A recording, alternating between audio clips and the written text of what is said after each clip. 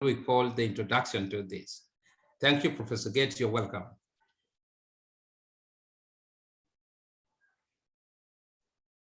So thank you for that introduction, Lim. Let me confirm that you can hear me. Yes, yes. Very good. So first of all, thank you for the invitation to speak to this group, as well as our previous occasions. A chance to meet at the community center in Perth was something that is quite memorable. And if you will allow me to share one picture, this may bring back a memory for you. Thank you. Can you see that picture? Yes. Do you see the woman in the yellow? Yes. You might introduce her to our audience. Oh yes. Oh yes. Oh yes. This is Diana, the mother to the twins, the beloved of Professor Gates, and she's also a pediatric doctor, and she was so much welcomed by our community, as you can see. And then the women, we asked them to, they involuntarily and instantaneously they brought some gifts, and we wish we had a lot of time to have been with her, and she came purposely to come to support us and Jim at that time.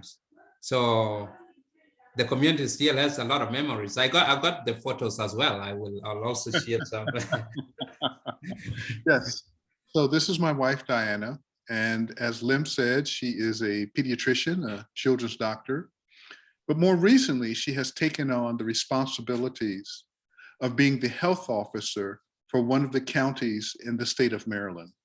We have 24 counties here. Roughly speaking, these are like the different parts of Australia, but on a smaller scale. My wife has the responsibilities for the health for over 100,000 citizens in the county where she is the health officer. So not only is she the mother of my children, and not only is she a successful business owner because her medical practice is over 30 years old. She leads a team of almost a dozen doctors, and they have a support staff of around 30 support staffs, secretaries, receptionists, and people who support her medical practice. And as I said, there are about a dozen, essentially close to a dozen doctors. So she runs a business. She is the chief operating officer and chief executive officer of Cambridge Pediatrics. But then over and above that, she has duties to over 100,000 citizens in the county to try to make sure that their health is guarded to the highest level. Now, of course, I don't have to tell you that for the last 2 years, we have been globally facing the challenges of the COVID pandemic. And so this has added extra burdens to Diana to try to assist the people in her county to guard their health using science. And you mentioned, Lim, in your introduction that science is alien to most people. And it's not just South Sudanese. Most people in the world have very little understanding of what is science. And so, you know, they hear the words, perhaps they see a science fiction movie or a Hollywood film, or maybe they've heard about speakers like Neil deGrasse Tyson, but, and then they see pictures of stars and galaxies, pictures from the Hubble telescope, and that's all they know about science is these things. On the other hand, some of us, like me, have actually spent their entire life as a scientist. There are many different sorts of scientists. I often tell people that I'm the most useless kind of scientist, in that what I really do is essentially mathematics. But it's not mathematics in the way that not mathematics in the way that mathematicians do it, because mathematicians explore mathematics in the same way that an author explores language. They're interested in the beauty and intricacy of the language of mathematics. And by the way, mathematics is a language. This is something else that people don't generally understand. It's a very strange and interesting language. It's unlike any other language. that humanity speaks. And it is so unusual that if we ever, as a species, encounter aliens, that is, beings from another planet, it is likely that the only language that we will share with them will be mathematics. So that tells you something about the unique nature of mathematics. Now, because it is a language, it means that there are many different versions of it. So, here in the United States, we speak English. In France, French is spoken. In Russia, Russian is spoken. And in Africa, many, many languages are spoken, but they are all languages. And so just like the word language, you have to then say, well, what subcategory of language is a particular community or individual speaking? The same thing goes on with mathematics. There are subcategories of mathematics, which different kinds of mathematicians speak. The kind of mathematics that I do, I often tell people it's a slang, because there is formal language where you have to worry about punctuation and spelling and grammar and all those things. But there's also the language that you use when you're talking to your friends and you don't care about spelling and punctuations. What you're concerned with is effectiveness of communicating either your feelings or ideas or observations. And so just like language is flexible and that you can write a formal thesis, which you have done, Lim, to get a degree, that's a very formal use of language.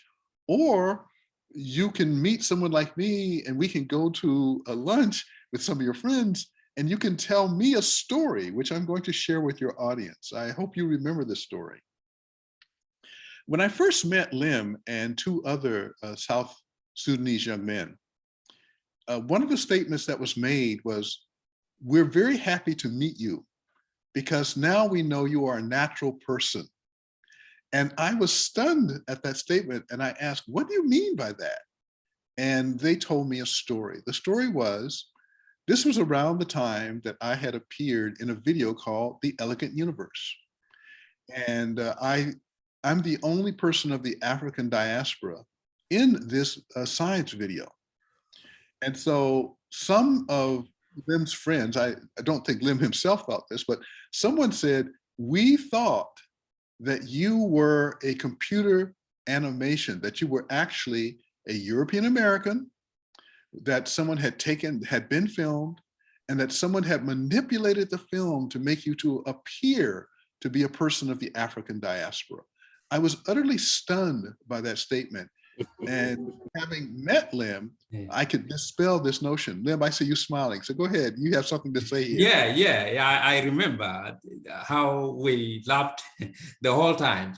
It was true that we, even me, despite the fact having even read at the Times, because it had never occurred to us that there are Africans truly in science, except the South Sudanese in America who had interaction with the African community, because in Australia there was none. And in East Africa, we had never had to even see scientists. So we didn't know, yes. And because science has always been done by people who don't look like us. And that was my experience as well in the class. So I was very happy to be a natural person on that occasion. I was a natural person before then, and I have continued to be a natural person after that meeting. Yes, Africans and people of the African diaspora do science. The kind of science I do is essentially, you've probably heard the name Albert Einstein, who was truly the first theoretical physicist in history. Well, that's the kind of science that I do. Now, what that means is the science I do is not going to improve your iPhone or your smartphone or your computers. It's mathematics. But from that mathematics, which turns out to be quite powerful, civilization advances. So let me give you another story about that. So we're all here sharing this communication because we are using computer technology. And the computers are connected to Wi-Fi. And that's how my voice and my image gets to you because of Wi-Fi. Wi-Fi is a form of radio communication, radio and television communication. However, the first person to figure out that Wi-Fi was possible was a physicist in the 1830s named James Clerk Maxwell. He wrote 4 equations, and these equations, when you take them together, tell you that if you take a battery and a magnet and some wires, you can do something to them so that the electricity travels outside of the wires. And that traveling of electricity outside of the wires, those are radio waves. And so it is literally true that you can hear me and see me because of a piece of mathematics that was discovered over 100 years ago. So that's how the kind of science I do work. So it doesn't yield things that are important on timescales of a human life, but maybe 2 or 3 lifetimes, maybe some of the things that I've done will be impactful on something beneficial for our species. I like to say science, the purpose of science is to allow human beings to live more bountiful lives. Because you see, the modern technology that we use is based on science. I'll tell you another story that I used to talk about the importance of science. Sometimes I say to people, look outside. Do you see any dinosaurs? And of course, the answer is no, you don't see any dinosaurs. And so I then say, well, that's probably because there were no dinosaur scientists. You see, dinosaurs died when the Earth was impacted by a very large astronomical body. And we know where it hit. It basically hit the Earth in the region of Central America around the Yucatan Peninsula. So if you get out a map, you can see where it hit. It was so powerful and so large that when it struck the Earth, enormous amounts of dirt and ash and soot was ejected into the atmosphere. There was so much material ejected that it cut down the amount of light that was coming to Earth. If you stop and think about that, that's an utter disaster because plants need light to grow. So it's like putting a curtain around the Earth. This caused the plants to die. And if the plants died, then that meant that the animals that depended on the plants for food would die. And that would mean that the carnivorous animals, which ate smaller animals, would also die. And so that was basically how the dinosaurs died out, because the Earth was struck by an astronomical body. And we know this happened about, if I remember correctly, it was something like 70 million years ago. So how do I know these things? The answer is science. Science is a way for you to learn about things that you have no direct access to. And the story of the extinction of the dinosaurs is an excellent example. So why would a dinosaur scientist have made a difference? Well, let's come forward to our time. Let's imagine that another one of these astronomical bodies struck the Earth. And by the way, this is not a one-time occurrence. There is plenty of evidence that the Earth, if you look at the moon, there are lots of craters, lots of holes in the surface of the moon. You've seen pictures of the moon. Those are caused by astronomical bodies striking the moon. So it is not uncommon for asteroids and large meteors to hit the moon and the Earth. And this has happened repeatedly through the history of the Earth. And we know how to track these events now. So let's imagine that happened today. What would humanity do? Well, again, we can't stop. At this point, our science is not strong enough generally to allow us to avoid having such a body hit the Earth. And so once again, a lot of material will be ejected into the atmosphere. And once again, it will be like putting a curtain around the Earth to cut down the amount of sunlight that gets to the Earth. And so clearly our existence would be threatened. What's different between us and the dinosaurs? Well, it might be possible using science to find new forms of vegetation that would continue to grow even with the diminished sunlight. But you won't ever get that unless you have the science to do it. And that's why I make the statement, things might be very different if there had been dinosaur scientists. So that's one thing to understand about science, is that all of our technology rests on science. And certainly our advanced technology as we move to the future will also rest increasingly on science. Let me pull out an example of something that perhaps you don't know about science. Let me see if I can get this up on my screen here, just a moment.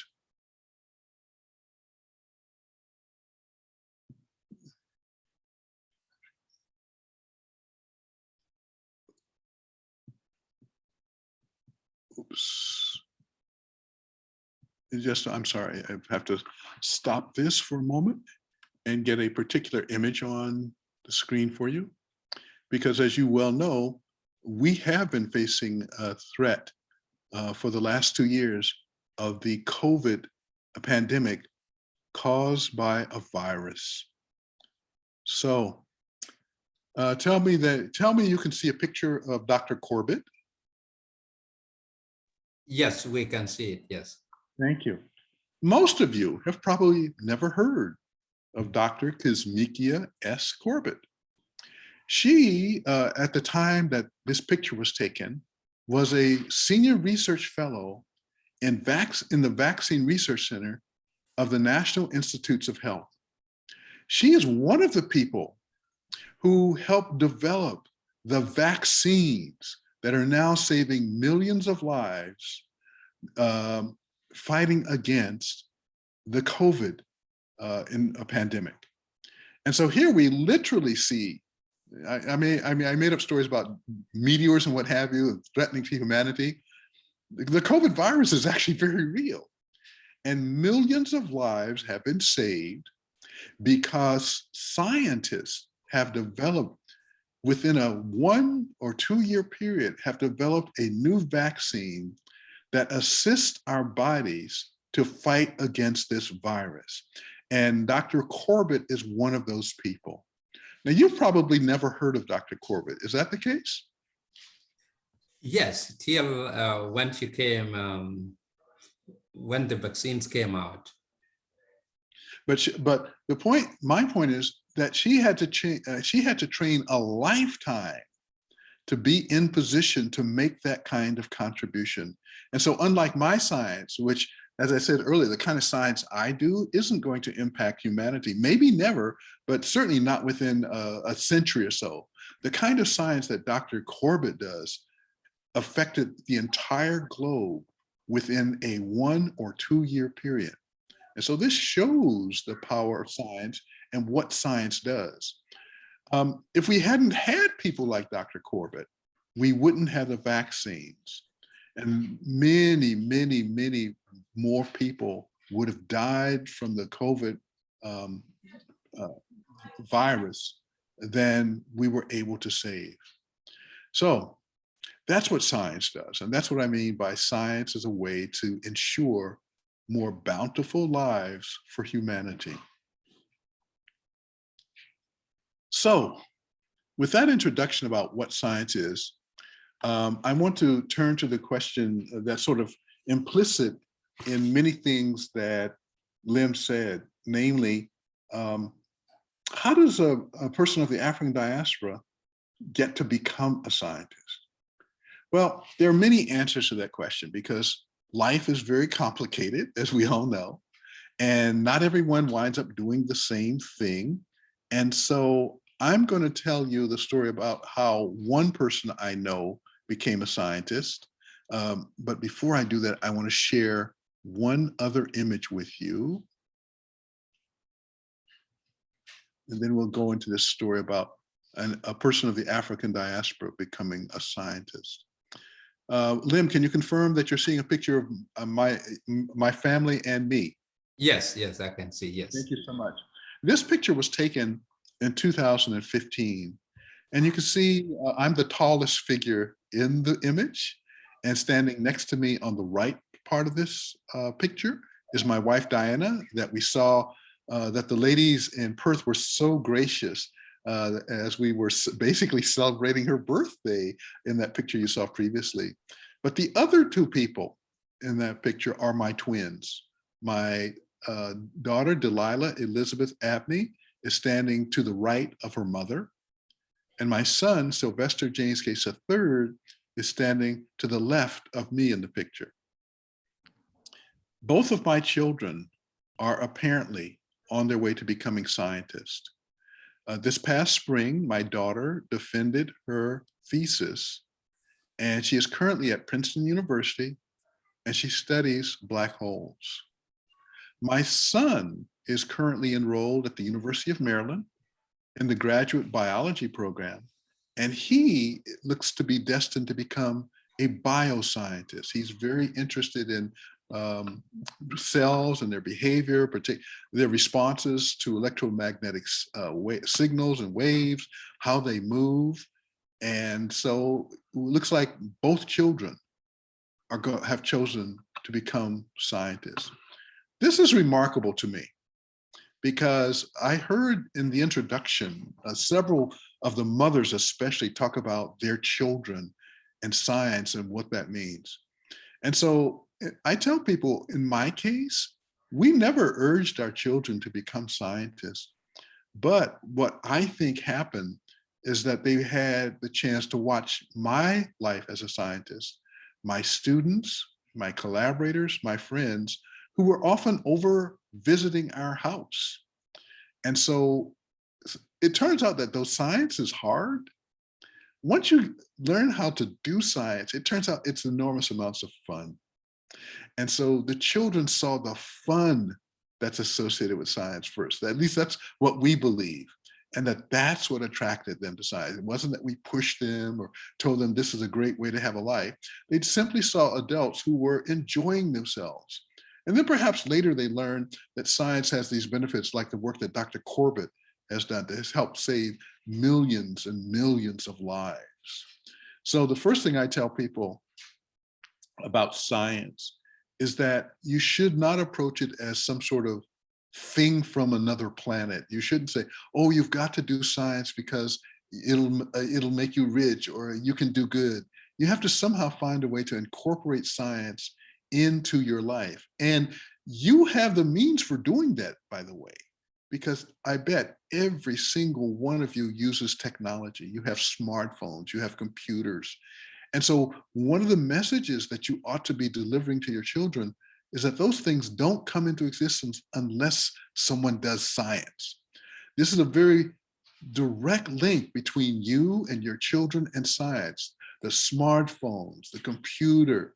I would encourage you to actually go online and find out how these things were developed. The internet, for example, where did that come from? This is a story you can find out by simply doing the exploration online. And perhaps if you are like I was, when my children were young, I often had to tell them stories. And sometimes these stories were things that I made up, but I could have equally well told them stories about how the world around us evolved. And if you have young children, they want to know everything. So you could take the step of opening up for your children what science does in the world. And I think that's a very, very important thing. But that's not how I became a scientist. So I want to talk about my own life a little bit, and maybe you can draw some things from that that apply to your situation, especially you parents who are concerned about your children's development. So this is part of a presentation that I've made before. And let me start here with some quotes. Albert Einstein said, imagination is more important than knowledge. For knowledge is limited to all we now know and understand, while imagination embraces the entire world and all there will be to know and understand. A computer scientist named Alan Turing said, sometimes it is the people no one can imagine anything of who do the things no one can imagine. And then finally, Elie Wiesel made the comment that, sorry, I have to move something so I can see it on my screen.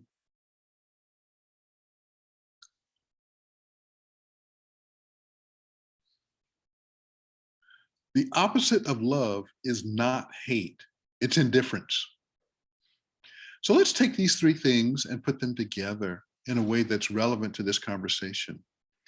In the introduction, Lim made the comment that as he was growing up, and as a number of others of you on this call were growing up, you never saw a person of the African diaspora doing science. But you probably heard about science because it's hard to avoid science in the world these days. So you would have built up an expectation that you could never imagine a person of the African diaspora doing science. But it is, as Turing points out, it's the people you can't imagine anything of who often do the things no one can imagine. And so this is a statement about why it's important for everyone to try to make a contribution to science, because different ideas will come from different peoples, just like different music comes from different peoples. Different kinds of science will come from different kinds of people. And if you want the most robust form of science, then you want as many people capable of producing that quote unquote music as possible. And that's why it's important. Einstein talked about imagination. So you might wonder, why is that important to science? Well, knowledge is like a ball. It's like a soccer ball. It's got a definite size, and it comprises everything we know about the universe in which we live. It has a boundary because there are things in this universe we don't know anything about. Now, if you come back in 10 years, it will turn out that some of the things that we don't know about now, we will know. And if we think about science as this soccer ball, it means the ball got bigger in that intervening 10 years. And so the question you can ask yourself is, how did the ball get bigger? And the answer turns out to be the people who are asking the questions right at the boundary of that ball make up new answers. And how do you make up new answers? You use your imagination. And so it's not about teaching people how to memorize multiplication tables and learning how to add. Yes, those things are necessary, but that if you only do that, you will never get your science to grow. You have to do that, and you have to foster in young people the support for them to continue using their imagination as they become adults.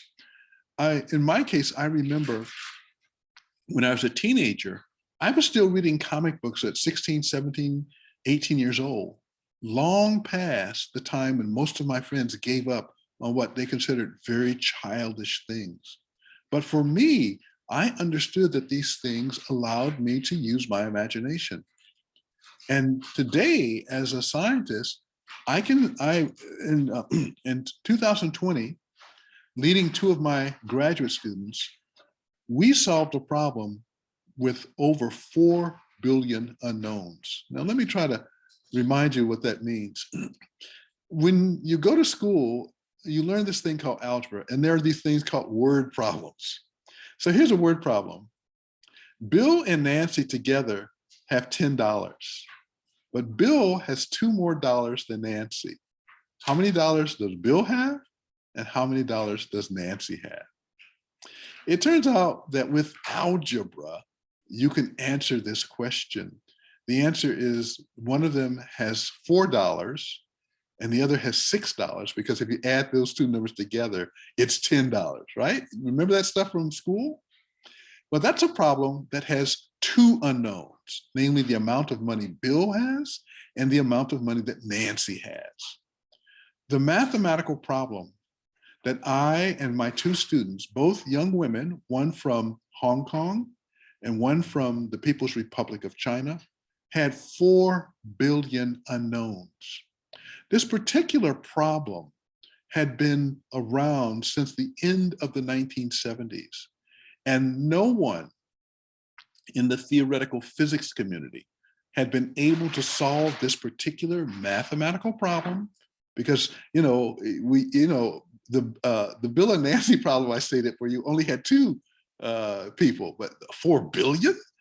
And so, how were we able to solve this problem?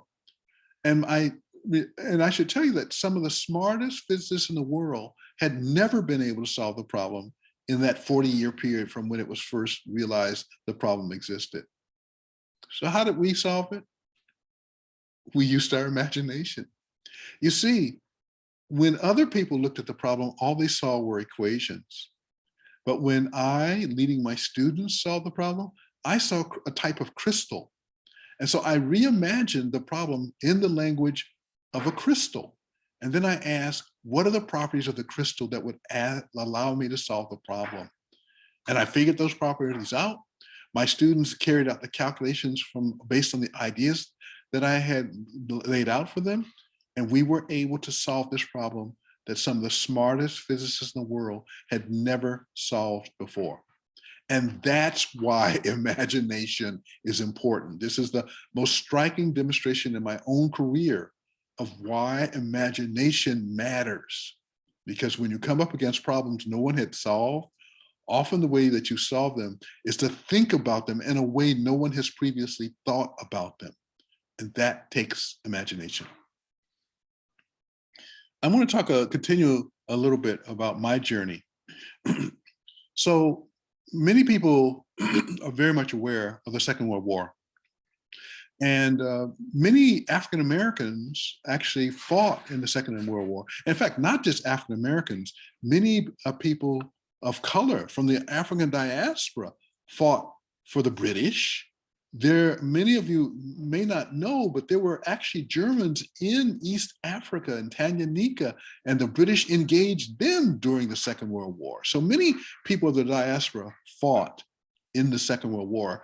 And if you've only seen movies where there are no Africans or African-looking people, that's because those movie makers decided not to tell you those stories. But now that you know they exist, you can actually go and find them. The battle on Lake Tanganyika, by the way, is a very interesting story that you may not have ever encountered, but you can find it now that you know it exists. So from the United States, many African Americans joined the US military. And my father was one of them.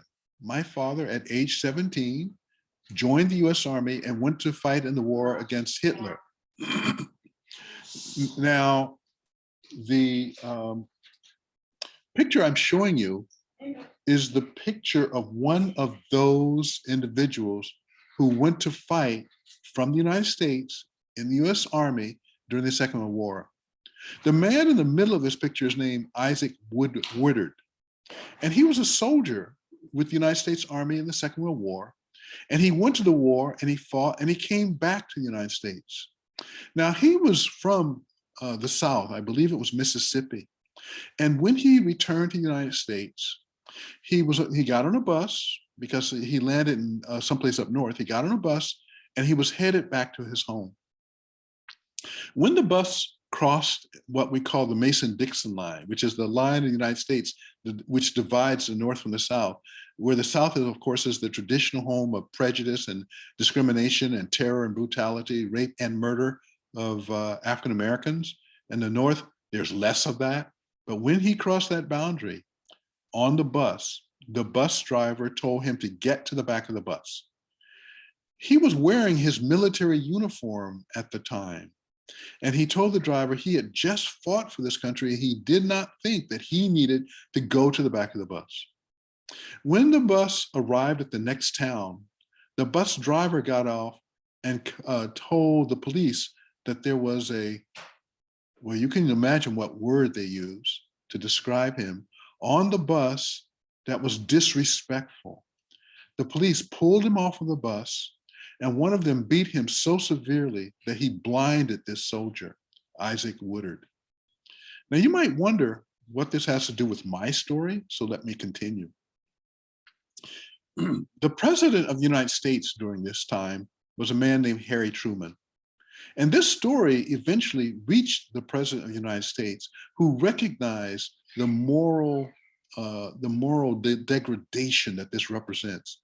And it was one of the reasons in 1948 why President Truman passed an executive order that the United States military would no longer support segregation, that we would have an integrated military force in this country. Now, remember, I told you my father had joined the Army in 1942. So when this executive order came out in 1948, it had an immediate impact on my father.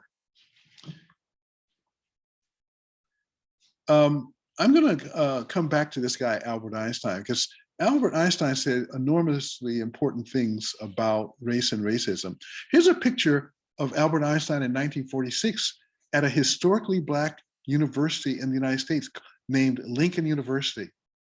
By this time of his life, Albert Einstein very seldom gave talks at universities, but he made an exception to receive an honorary degree, much as Lim was talking about the honorary degree that occurred to me at the University of Western Australia. Lincoln University gave Albert Einstein an honorary degree. And as you can see, Albert Einstein, on the occasion of this visit, gave a lecture. And look at the faces of the audience. They're all African Americans. This was a historically Black university. So of course, all the students would be African Americans. You can learn about Albert Einstein and race by looking at this book. It's called Einstein on Race and Racism. And in the book, you can learn about Albert Einstein's reactions to the racism that he saw, that he encountered in the United States, principally in the town of Princeton, where Princeton University is located. When he gave this speech at Lincoln University, he made the following statement. He said that racism is a disease of white people, and he did not intend to be quiet about it. Now, I'm sure, again, you've never heard of this, because if you look at the societies in which we are embedded, some stories get told, but not all stories are told. And so you are not told of these things. But once you hear about them, thanks to the internet, if you just put the right words in, you can recover these stories and expand your knowledge about how race has impacted people of the African diaspora. This is a picture of the hospital I was born in 1950. And the hospital is called the Lily White Hospital. It was a hospital that was created by a group of African Americans. They had an organization that they called the Lily White Benevolent Society. Why did they create it? Because African Americans could not go to public hospitals and have their ailments and disease treated. And so groups of African Americans pooled their money to create their own hospitals so that medical services could be made available. So in 1950, when I was about to be born, my parents couldn't find a general hospital where my mother could deliver me. And so I wound up being born in this hospital. Here's a picture of my mother and father. This picture of Dad was taken in 1962. This picture of my mother was taken in 1942. This is around the time that they met. And so this, the fact that my father was in the Army and that President Truman had decreed that we wouldn't have segregated military forces meant that I grew up in multicultural, in the part of my society that actually had diversity. In fact, the military in the 50s was basically the only place in the United States society where you could see true diversity playing out. And so as a consequence, I grew up with kids of all sorts of other ethnicities. There were very few African-American kids, but there were kids, European-American kids, Asian-American kids, Hispanic-American kids, and we were all just kids together. And so as a consequence, the early part of my life was lived in a way where my father had created a shield. The shield was, he was in the US Army, and in the Army, discrimination and racism were forbidden. And you know, in the military, there's discipline, so you can enforce these kinds of rules. And so I did not encounter these things in the early part of my life. We lived in Canada for a while, in a place called Fort Pepperell, which is near a town called St. John's in Newfoundland. I spent my childhood from ages 3 to 6 in this place. And this is where I first heard about science, because my mother took me to see a science fiction movie. So again, if you're a parent and you're concerned about your children having the kind of way to access science, not as this thing that's forced on them, one way to do it is take your kids to see science fiction movies. They're usually fun and adventures. And in fact, as a 4-year-old child, the reason I first thought about science was not because all the wonderful things that science did, but because I understood from this movie that science was a doorway to fun and adventure. So if you can present to your children stories about science, and there's a whole lot of them today, Star Wars, Star Trek, you name it. None of these things existed when I was a child. There were very few such stories. But my mother took me to see this. I often in the years since have wondered why she did, because you see, my mother was she was a 1950s homemaker. She didn't even know how to drive a car. She stayed home. She raised her 3 children. Tragically, she died when I was 11 from breast cancer. But she was not a fan of science fiction. So I often wondered why she took me to this movie. And it turns out that the star of this movie, a man named Howard Duff, who I'm pointing to his name with my cursor. Howard Duff was married to an actress named Ida Lupino. And Ida Lupino was one of my mother's favorite actresses. And so I think that's the reason why my mother took me to see this movie. And that movie is what opened my mind to the idea of science. And so it wasn't about making a bright future, making money, being famous. It was because as a 4-year-old boy, what else would I want out of life except fun and adventure, right? So it was very accessible. And that's what started me on this trail that eventually ends up with my meeting President Obama. And I'll share some of those pictures. And then I'm going to stop talking because I want to hear from people, from some of you, questions that I can perhaps answer. Let me go back to this picture. So, Lim, can you confirm that President Obama is in this picture? Yes, is. Okay, so this is a picture from 2009. You can see President Obama in the center of the picture. The group of people around him are the members of the President's Council of Advisors on Science and Technology. And you can see on the left side of the picture in the back there, Lim will recognize me when I had long black hair, not like my short white hair now. And so this is the first time I met President Obama that I'm pointing to in the middle. This gentleman here was President Obama's science advisor. He's a scientist by the name of John Holdren. And all of us were on this advisory group. I encountered President Obama many, many times from the period 2009 to 2016. This was a meeting in the White House, and you can see I'm shaking his hand and we're talking. This is another meeting in the White House. This woman in the middle between us is Valerie Jarrett. She was always one of his main political advisors, and this was a meeting where we were, interestingly enough, talking about pandemics and vaccines. And this meeting took place around 2011. In fact, a lot of the work that the advisory council that I showed you, a lot of our work was concerned precisely on pandemics. And that's one reason why the vaccines that we have now were developed so quickly. Because you see, a lot of people say, I'm afraid to take the vaccine because they developed it too quickly. But what they don't understand is that the technology and the science for this vaccine is over 40 years old.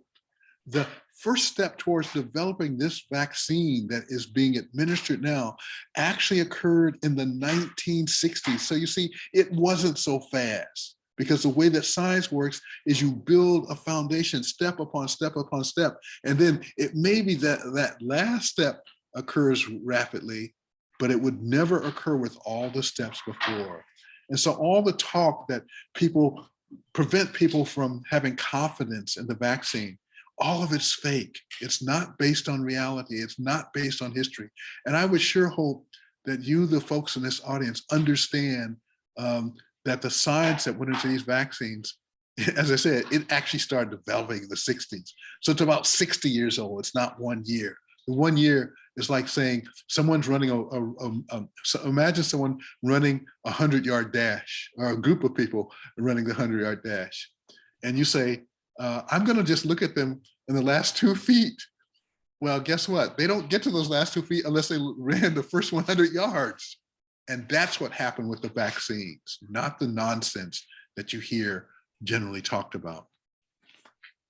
So at this point, as I said, I wanted to take the opportunity to hear from some of you questions, comments, because several, as I said, in the introductions, I heard a number of you say, well, what can I do about getting my children to engage in science? And what, as a mother or as a parent, how do I introduce science to them?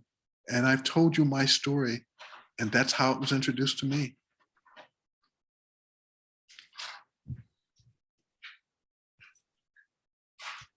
Okay, yes, thanks a lot, Professor Gates, for the further generalized introduction again. Can we get some questions, if in case somebody has a question? And we are also at liberty, if somebody knows how to stream this to Facebook, you can also do so. And I wanted, some of the aspect of the questions I had prepared earlier on were on, let me see if I can get this up. I was looking at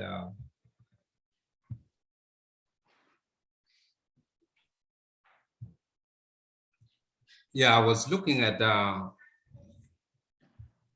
we have talked on underrepresentations of Africans in science education, especially racism in science, which at times, sometimes people tend to think it is a myth. And the national project agenda, why science is done, why governments invest in science, you told us a lot on that subject, especially many years ago when at UWA, when you telling that scientific community that had American government not withdrawn investments in the not Large Hadron Collider, but on the same line of which Europeans later on took up Large Hadron Collider projects as their basis, and why investing in basic sciences really help a nation to develop economically. Maybe it enhances faster development than the idle state of which now a lot of people tend to think to invest in development. Let's look at other infrastructure that they tend to like. People would invest in physical infrastructure, health centers, and little is done in investing in basic research, as well basic science. So if you can speak to that, and because this is one of the areas of which we are also interested in Australia, especially on the question of racism. Sure. Yeah. I'm happy to speak on that, but I noticed also one of your questions was an outline of Africa's contribution to science and both ancient and modern. Yeah. Could we turn to that before because that's further back in time. I'd like to treat that before coming to your current question. So keep your question in mind. Let me talk about that for a moment. Okay, perfect. Thank you so much.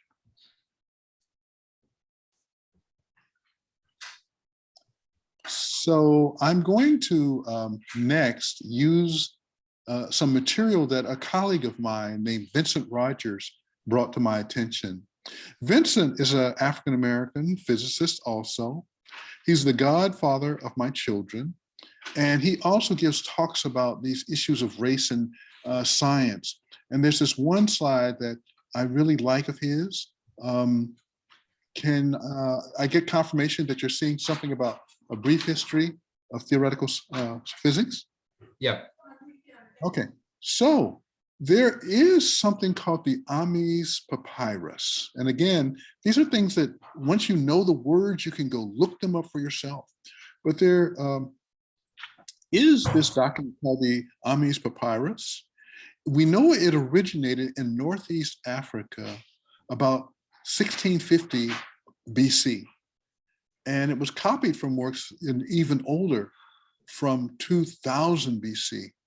It contains word problems, just exactly of the type that I described earlier about Bill and Jane and having $10, right? It contains word problems. And we know that this particular document originated on the African continent. It didn't originate somewhere else. And so this is like 4,000 years ago.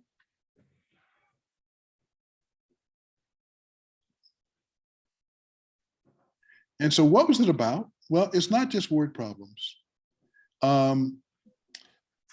That's a picture, I'm sorry. This is a picture of the papyrus. You can see it's typically the kind of thing that you would think about from hieroglyphs.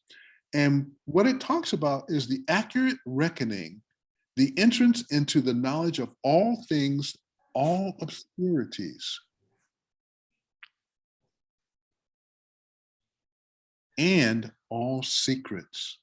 So approximately 4,000 years ago on the African continent, there were societies and people who understood that if you want to understand knowledge deeply in our world, it starts with mathematics. So it's not that mathematics comes to us from some other civilization. This is indigenously created mathematics, and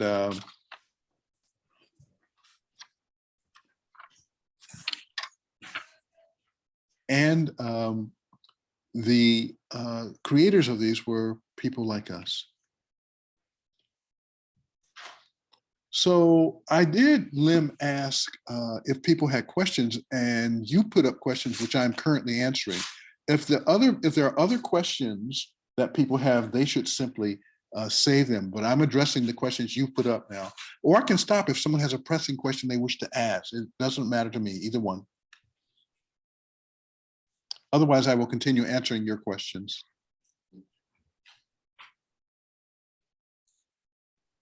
I'm not hearing anyone. In case you can unmute yourself and ask the questions, because we haven't formalized it. Yeah. Okay. Yeah. My name is Monkuch. I may be out of the topic. My question is on pyramids. You know, I've been hearing rumors that pyramids were built by African scientists. Others say no, they were built by aliens. Others say they were. So I want to know if they were built by African scientists and what scientific ways did they use to build them? Well, first of all, your question actually reveals a lot about our modern societies. There is no well understood scientific evidence that aliens have ever visited our planet. In the modern language, that is fake news. And yet, these stories have been around for decades, that there are aliens among us and aliens. There's no scientific evidence for that. And so these rumors that you heard are worse than rumors. They're what I call anti-science. They are against the principles of science. You see, science doesn't let us believe in magic. Science doesn't let us believe in things unless there is evidence. And there is no evidence of these so-called alien visitations. So that's my answer to your question. Oh, okay, can I ask a question? Yeah. Yeah, thank you, Professor Gates, for that articulate information that you have given us. You know, the biggest concern that I have realized for most of the times that I had been in Western Australia, and also when I have actually involved myself, especially with the education, especially in the school, because I worked in the schools before, I think about 4 or 5 years down the line, until a year ago that I left working in education. Yeah, what I have actually realized with most of, especially the young Africans. Because everyone else, the kids. yeah, everyone is. You have children with you? Yes, they are around here. Okay. Yeah. Okay, okay, if everyone else can Okay. Okay. mute, that would So, be. all right, thanks. So the things that I have actually observed in the schools where I had been working, there is a lot of children, when they have an idea of doing sciences, other, this science subject, they are being discouraged that it is so hard for you, don't even go there. And what I've realized, mathematics is in the where especially in Australia here has about 3 levels. There is a basic one, and there is a methodology and a special math.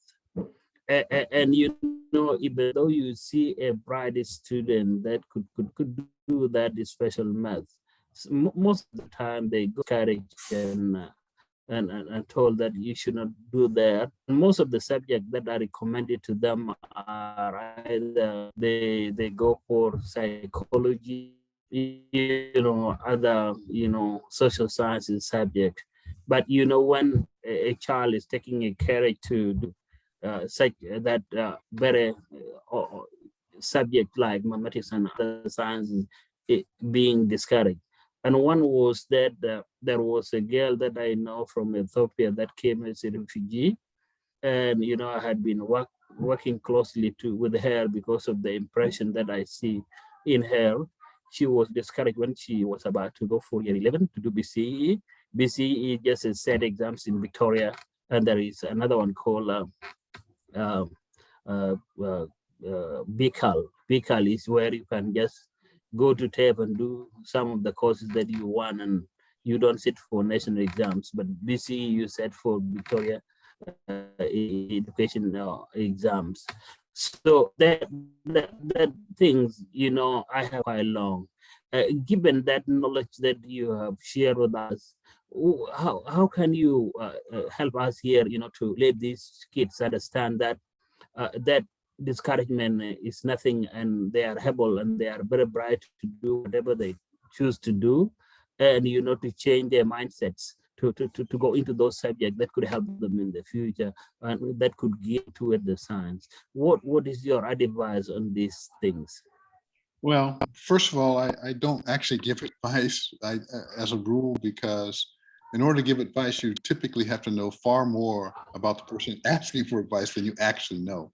But I can tell you some principles that I and my father, and even my grandfather to some degree, what the influences that they had on me, so that that kind of discouragement that you're talking about didn't touch my core. And as a parent of children of the African diaspora, this is something very, very important to understand, that we live in societies where a large fraction of the majority population do not believe that we have the intellectual capacity to exceed them. And once you understand this about our societies, then as a parent, it's clear that you have a job. And that job is to protect the potential that your child brings into this world. Now, this is not such an easy thing to do. And I have to tell you that one of the things that we did in my family to protect our children, because a lot of parents, unfortunately, you have to work, and it's hard to get childcare. And so one of the easiest things to do is put your child in front of a television and have them watch a television show. We refused to do that. What we did is at the time, we had a large collection of videotapes of movies that both my wife and I thought presented the kind of values that we have. And we used those to protect our children against the television shows that ordinarily they might be have the opportunity to watch.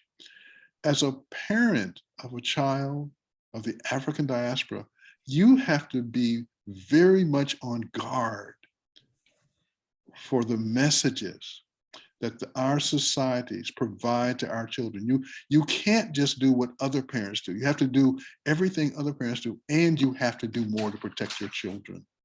Because if you don't, these messages, because they are so powerfully present, will be things that impact your children. And even if you do, it will impact your children. Let me give you a very personal story. So I told you that at 4 years old, because of my mother, I heard about this thing called science and I got very excited. When I was 14 years old, I heard about this university where what I understood from the television program I was watching, and here's that thing, television, I thought that this television show that said there's a college where the only thing you have to study is math and science. That's what I called the good stuff. And so I wanted, at 14, I wanted to go to this school. So by the time I was 18 and very much more aware of what it meant to be a member of the African diaspora in this country, in the country of the United States, I took, there in the United States, we have what are called the Scholastic Aptitude Test, or SAT. And we also have these achievement tests. These are tests that are taken by kids all over the country, and you're scored, and these scores go to universities and colleges. So I took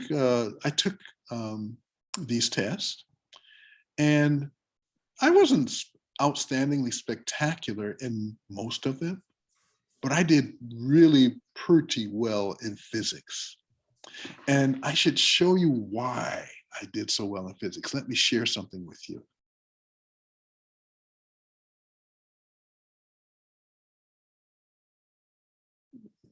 Just a moment.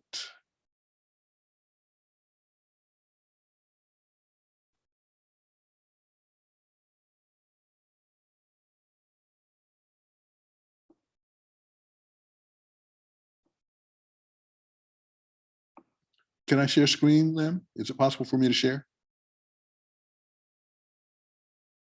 Lim, is it possible for me to share? Yes, I think yes. Oh, yes, I was muted there. I was saying yes. Yeah. Okay, thank you.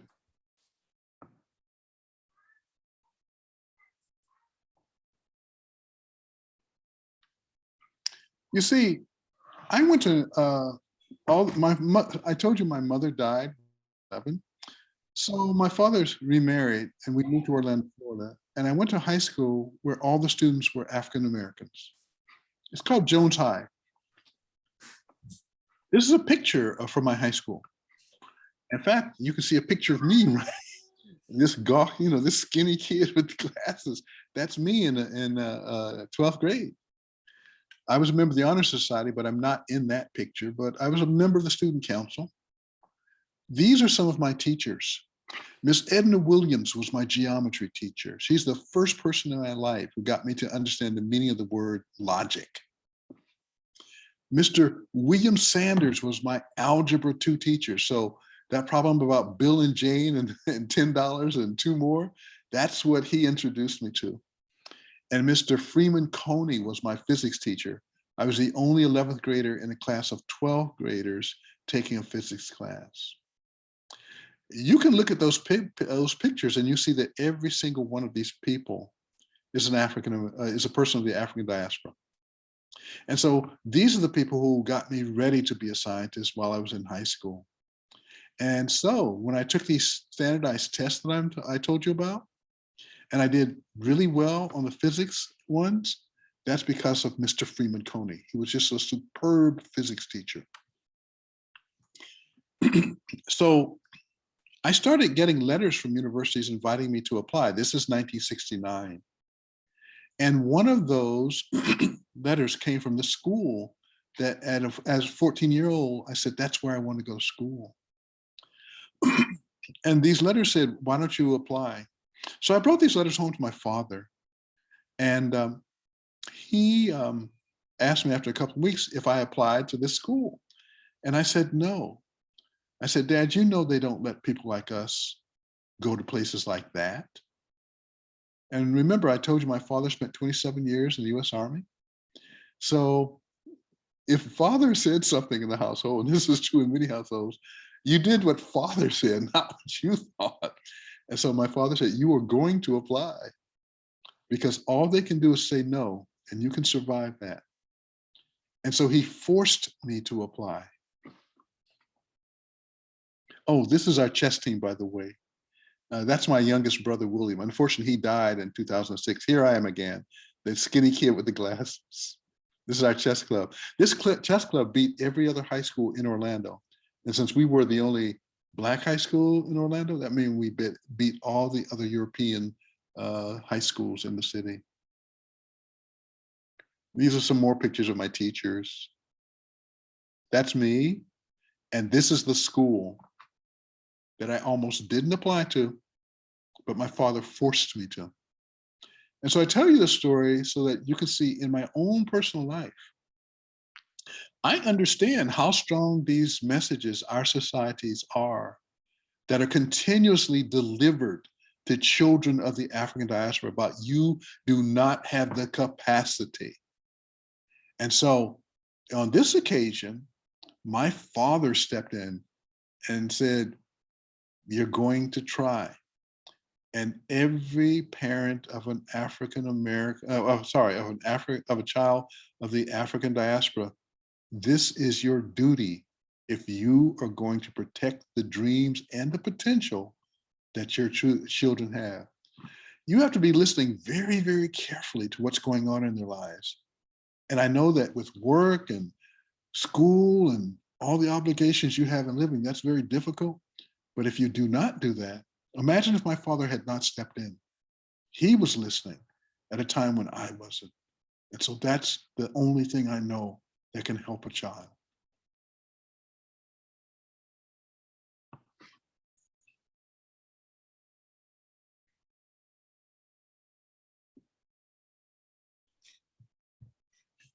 Any other questions or generalized comment? Makeri joined us when we had already done the introduction, and I think if you have maybe you introduce yourself a little bit, and if you have a question, you can ask.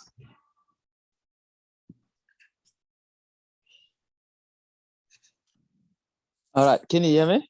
Yes, we can hear you, but your video is not on your camera. Oh, I didn't put it on, but let me try to put it on. Could you please? Hi? Thank you. Yeah. Let me try. Maybe I might have some technicalities. Do you see a link that says start video? At the bottom of your screen, it says start video, maybe? Let me.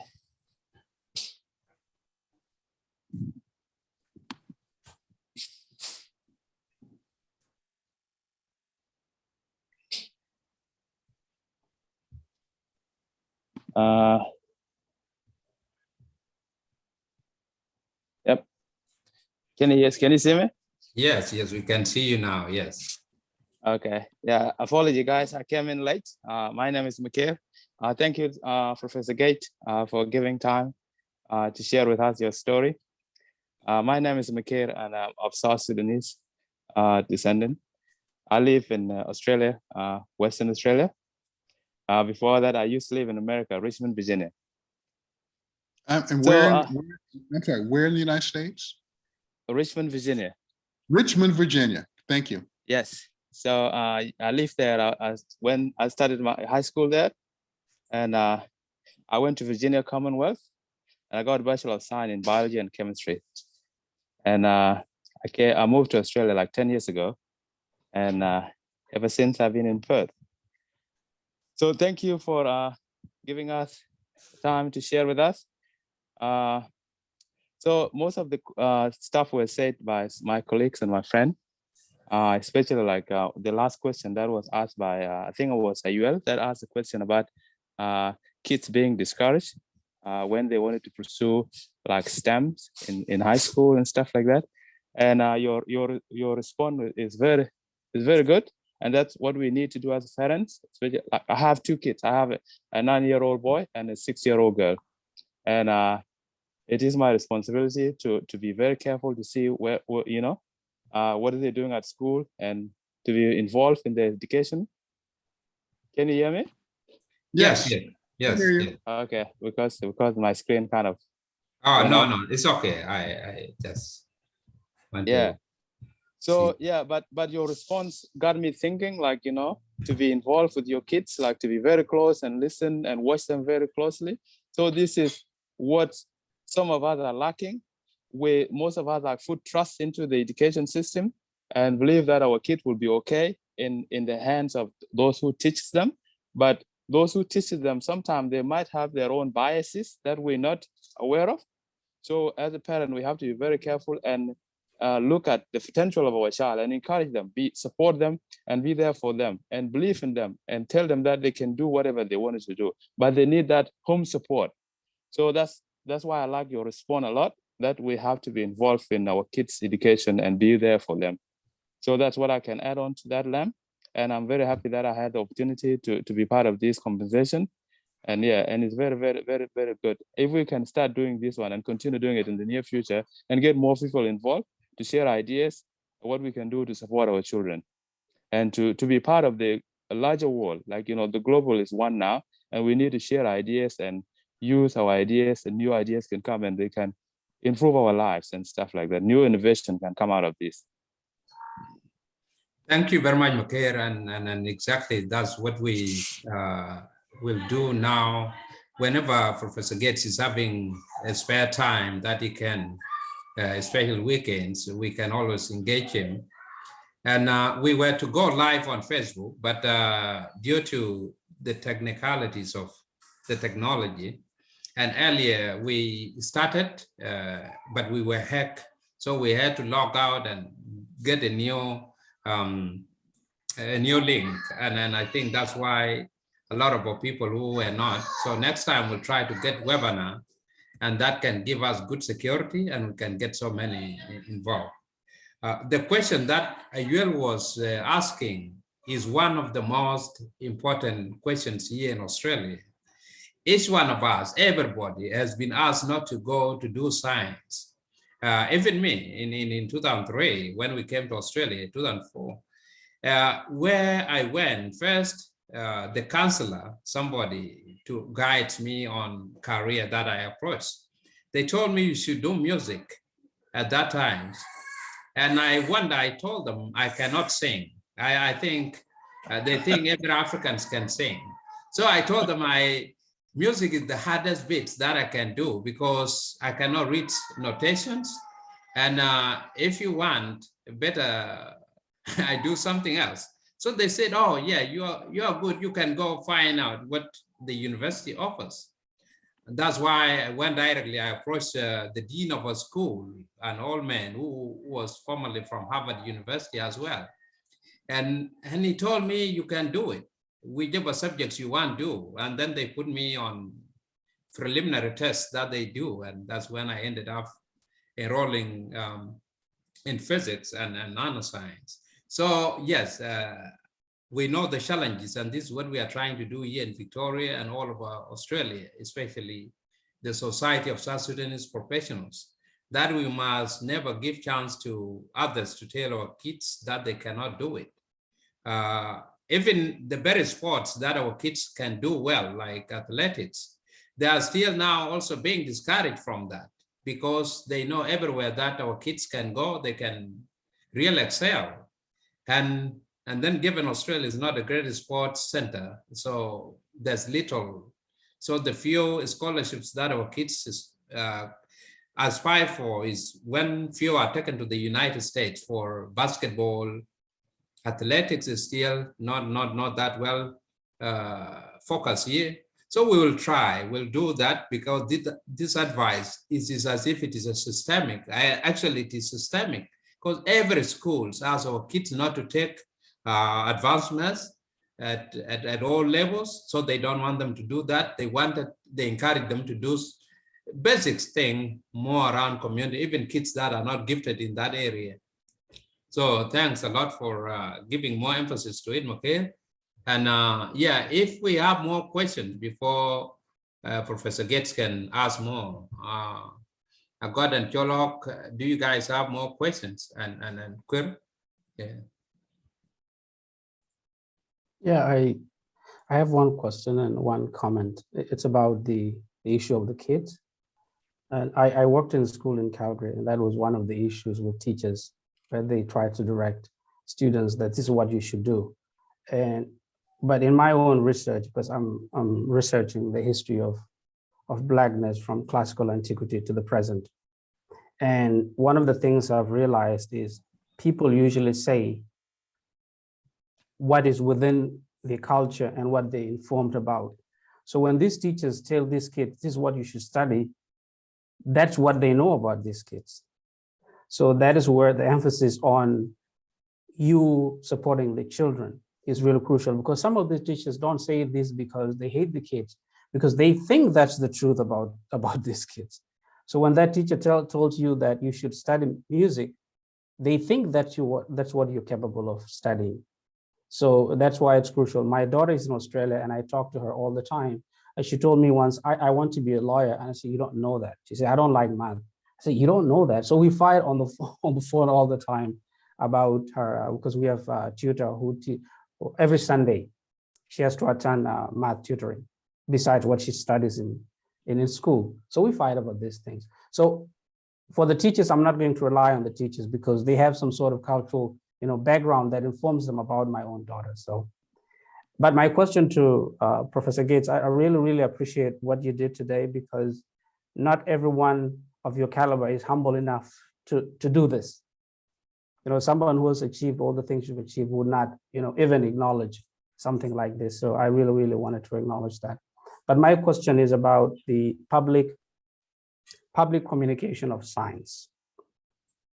I was a teaching assistant in a course called Future of Work, and one of the subjects we discussed is climate change, and how the knowledge, the climate science is caught between the real science and ideology.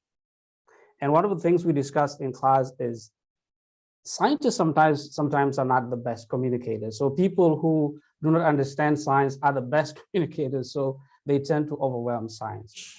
So my question is, how can scientists improve on communication? Because there's a tendency by some scientists to say, this is the fact, take it or leave it. For the public, that is difficult, because the public needs to be convinced. So what is easier for the scientists is actually not easy for the public. So the public needs to be convinced. It sounds tragic, but that's the reality. So to tell the public, yeah, this is facts, take them or leave them, it's actually going to be counterproductive to science. So how can scientists improve that so that it becomes easy for the public to understand science, not something that is, this mystery that has to be, to be understood in very complicated language. And I appreciate when you said at the beginning that your science is some sort of a dialect. And within science, there are different dialects within science. So how can that be? Because I have seen that as a major issue, whether it's COVID-19, whether it's climate change, it is that problem, because people who are very articulate, people who are very up there in the media are people who actually distort the scientific facts. So thank you. Well, first of all, this problem that you're talking about is a universal problem. It's, in fact, as I think Lim mentioned in the introduction, I served as the president of the American Physical Society for the calendar year of 2021.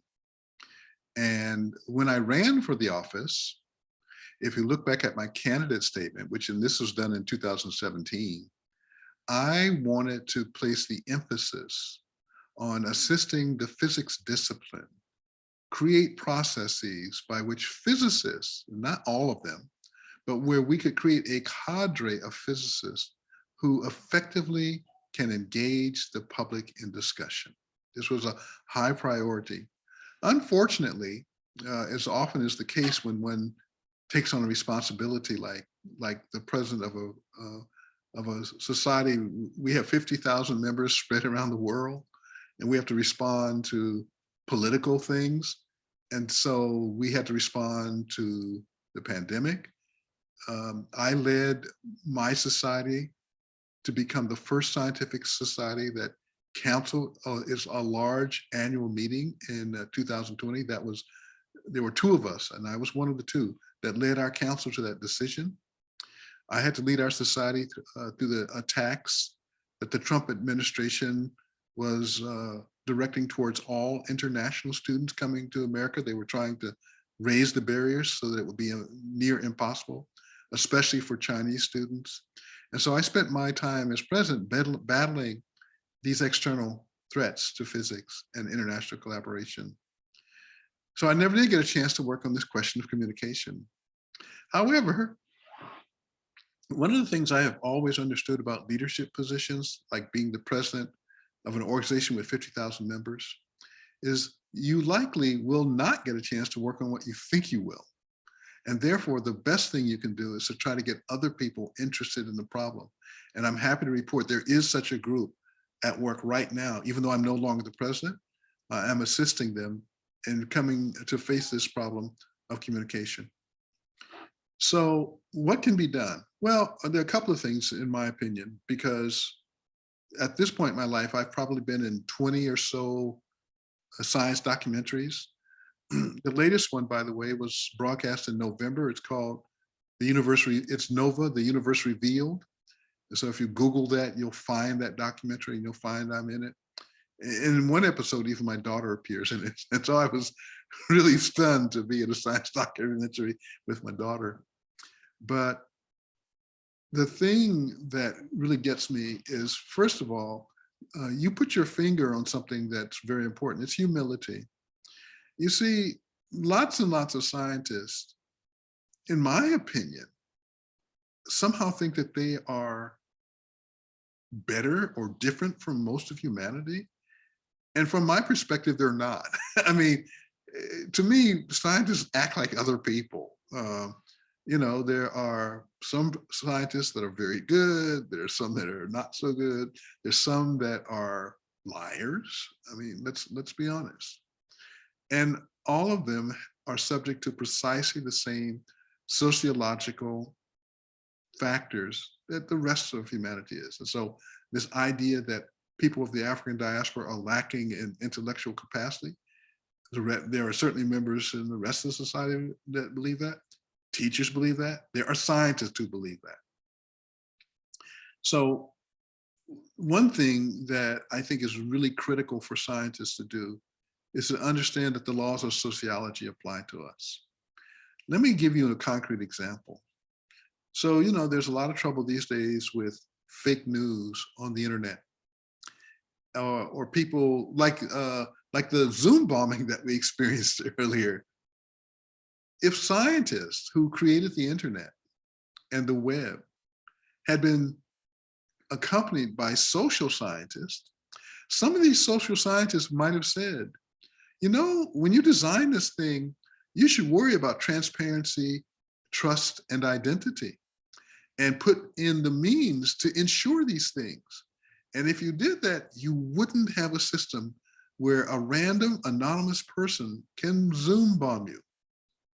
And so this lack of cooperation between social scientists and physical scientists is extraordinarily damaging for the progress of society and science. And so, like I said, to me, it begins with scientists have to admit we're human. We have to admit that we have sociology, and we have to admit that we are not the experts in understanding that form of human behavior. That's step number one. Once one makes that admission, then step number two is you can look for ways to become better at communicating. So, some people, when some scientists are confronted by a member of the public, they think if they speak a little slower, the person at the other end will understand. Well, guess what? That doesn't work. Certainly, if you disrespect the person at the other, you're not bright enough to understand, that's not going to work either. And so science has got to get over itself, in my opinion. That's a major, major impediment for effective communication with the public.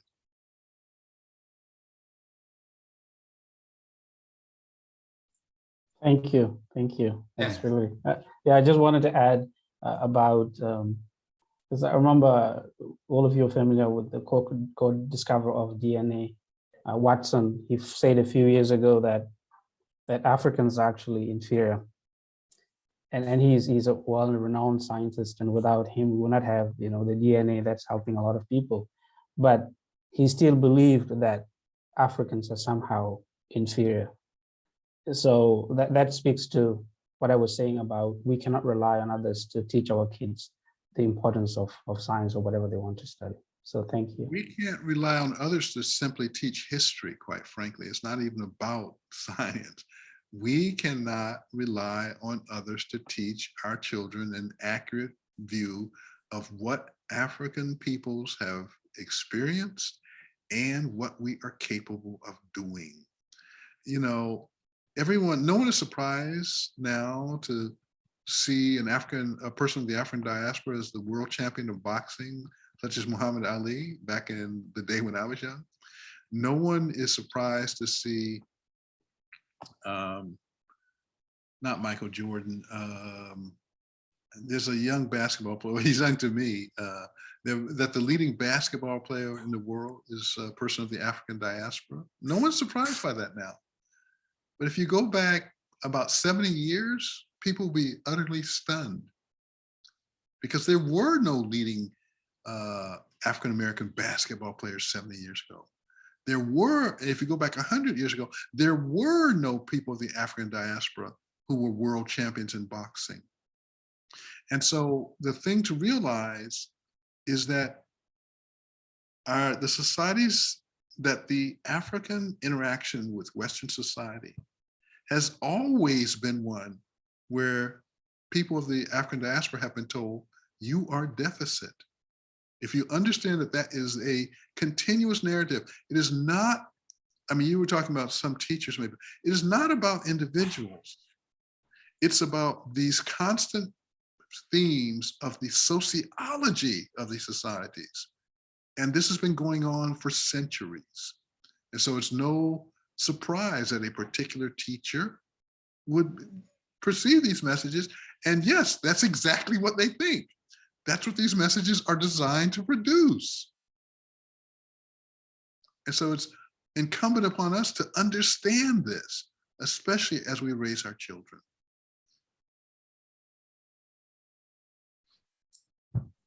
Thanks a lot, Professor Gates, for that, and thanks, Kurt, for the follow-up. It is truly a question that has been addressed scientifically numerous times.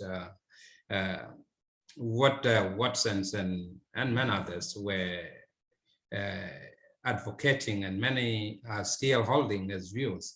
Dr. Shekanta Diop even addressed that very well in his numerous work and also a lot of debate. So this is a long settled questions, because if all other things are taken out, if you are looking at the recessive genes, or you are looking at the high dosage of melanin that we have, and then others don't have, which is recessive, which also informed your other states of mind. If you have that mutations, then it means something is lacking. So this is just a debate that I think is long gone, but it is still as a political question. So it is us to strategize how to help our kids, and that's what we are basically doing, still actively doing here in Australia. And I think we need that generally, because especially the way the marketing of science is what is not there. Like, for example, you said earlier of your daughter wanted to become a lawyer, to study law, and so many of our kids wanted to get into law and economics because this is what is being marketed a lot in this country and also back home. Anything else, especially kids getting into mathematics or physics or any other science such as chemistry, is not truly seen as something of value to the community, because the messaging and what our people are bombarded with is all these other stereotypes, when we are actually not one. I remember a great example that Professor Gates cited many years ago, why that people cannot see, this was in UWA, that if a basketballer is playing, they can vividly see that is a black person of African descent throwing a ball because the ball goes into the net. But when a person of African descent is doing mathematics, they never get to see that because they see equations. And then also the selectivity in what kind of physics or science is taught, the names attached to some topics, is rarely the contributions of Africans is not seen, and not only Africans, even before the Chinese were not featuring. And somebody did the profiles of this racism is failed in physical sciences to see how many times have the scientists of African descent been cited in all other papers that are relevant or in curriculum, such as science education, or the textbooks being taught at the universities. So you rarely see the books being cited, not because they are not of great scientific value. It is just because people have to be selective, the systemic bias that is built into the system, like all other areas of law here. So yes, we will have to truly work hard on that. And I think it is a great honor that Professor Gates is able to address all this as well. And you guys, you have done it well that you came, though we lost our first context. That should have brought up a lot, but we are going to share this and these discussions, because what I was thinking was also to get Juba University involved in South Sudan and many other major institutions that we have, so that they at least encourage, because Jim will also talk on AIMS, African Institutes of Mathematical Sciences, which is one of the big scientific area of which Africa is developing fast. But I thought we also need not to miss out again in this chapter of African development. So if there is another questions, like our sisters who have not asked questions, or anyone that still have a question, say that before Professor Gates address, how can we, yeah. Now let me just, it's almost 10 o'clock.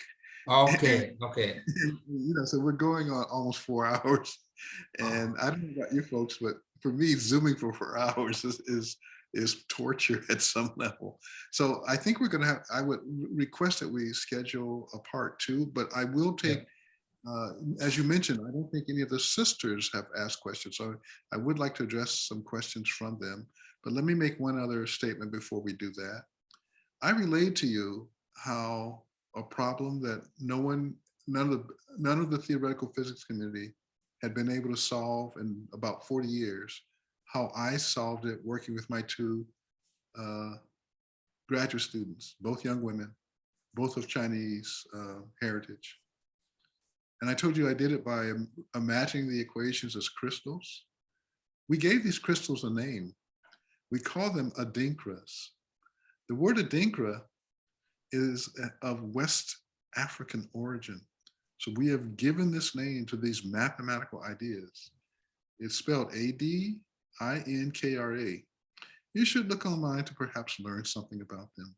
But we have now created a new mathematical idea, and this is the name of it.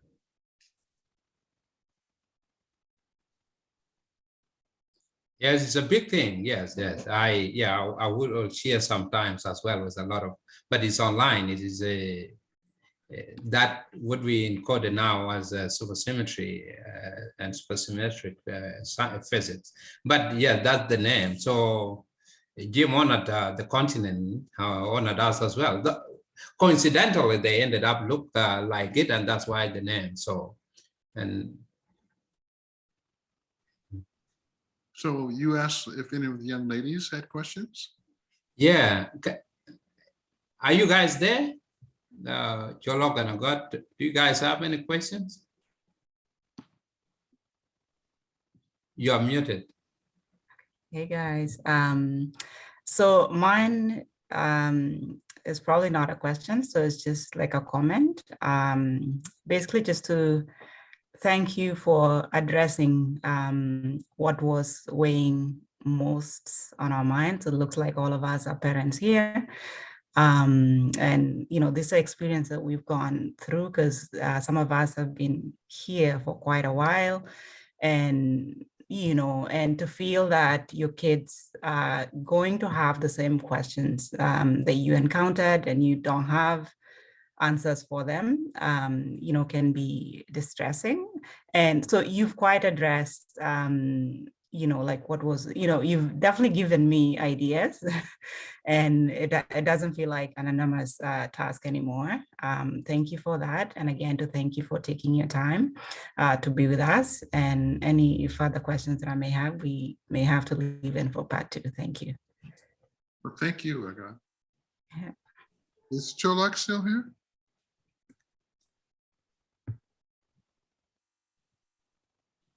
Oh, she says she doesn't have any. I don't have anything.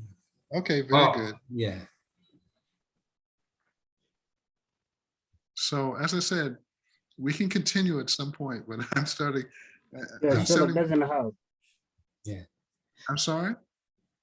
Sherlock doesn't have a question, but Yes, I read her chat. So as I said, I'm 71 years old, young people, and old people get tired. So I'm starting to get really tired tonight. Okay. We'll let you go, Professor Gill. Thanks a lot for giving us this time, and I will organize part 2, which I hope that time the technology and will really give us that chance. And on our next part 2, we will address things that are fundamentally also, especially on the question of aims that I was saying earlier on, and I would want all of us prepared well, so that we can get also, maybe I will try to see a time that is suitable also for those in South Sudan and Kenya, East Africa, to join in. Yeah. If there's no question. I would recommend a book by somebody named Ibrahim Kende. Probably Professor Gate heard of him. He's an African-American professor of history. Yeah, So he wrote a book that is called STEM Feet from the Beginning. And it talks a lot about the bias that are related to the African-American and the Black people, like, you know, written by the racist Western people. You know, those biases are dated back like 500 years ago, and they're still following us and up to date. So if some of you have time, you guys can dip into that book. It's called STEM Feet from the Beginning. Yep, go ahead. I got another book of the same. Yep.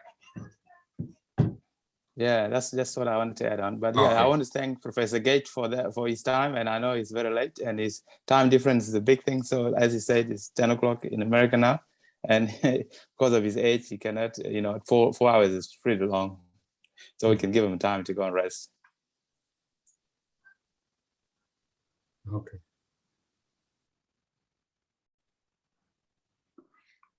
There's a chat message from Shola. Yeah. Oh, I'm reading it. Thank you for that comment. Okay, well, Lim, thank you again for the opportunity, and we'll schedule part 2 maybe in a month or 2. Yeah. Thank you, and I wish you all the best with the family, and we'll catch up in the next. We will organize it, and I thank everyone for coming. So yeah. Thank you. Well, good night, everyone. Okay, thank you. All right. Thank you. Thank you. I can stop the recording now.